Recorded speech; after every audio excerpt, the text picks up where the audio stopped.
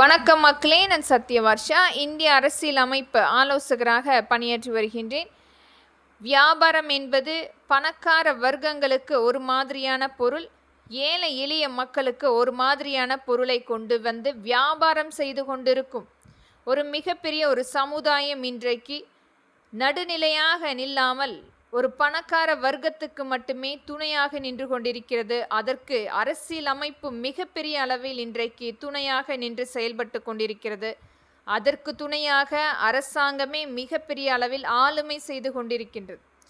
ஏழை எளிய மக்கள் வாங்குகின்ற ஒவ்வொரு பொருளுமே ஒரு குறைந்த தரமற்ற பொருளாக கொண்டு வந்து அதையும் அதே விலைக்கு விற்று கொண்டிருக்கும் சூழ்நிலை நாம் பார்த்து கொண்டிருக்கின்றோம்.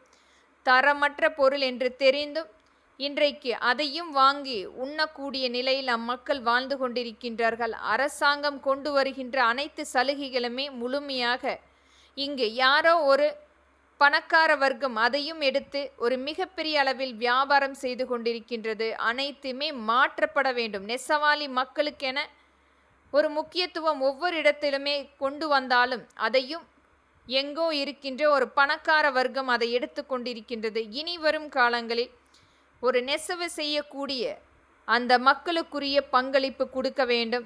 அதிலும் ஒரு நெசவு செய்யக்கூடிய ஒரு பட்டு புடவை ஒரு மிகப்பெரிய அளவில் பணக்கார வர்க்கங்களுக்கு மட்டுமே அந்த நிறத்தை வைத்து மிகப்பெரிய அளவில் வியாபாரம் செய்து கொண்டிருக்கின்றது. அதுவே அந்த மக்கள் அவர்கள் அணியக்கூடிய அந்த புடவை என்பது ஒரு குறைந்த ஒரு தரமற்றதாக இன்றைக்கும் நாம் பார்த்து கொண்டிருக்கின்றோம்.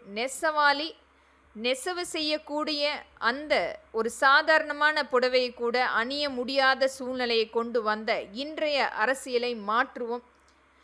நாளை என்பது நம்பிக்கையோடு நம்மளுடைய இளைய சமுதாயமும் நாளைய சமுதாயமும் அனைத்து மக்களுக்குமே சமமான உரிமையை கொண்டு போய் சேர்க்க வேண்டும். இது மாதிரியான ஏற்ற தாழ்வு இல்லாத ஒரு வியாபாரம் கண்டிப்பாக வேண்டும்.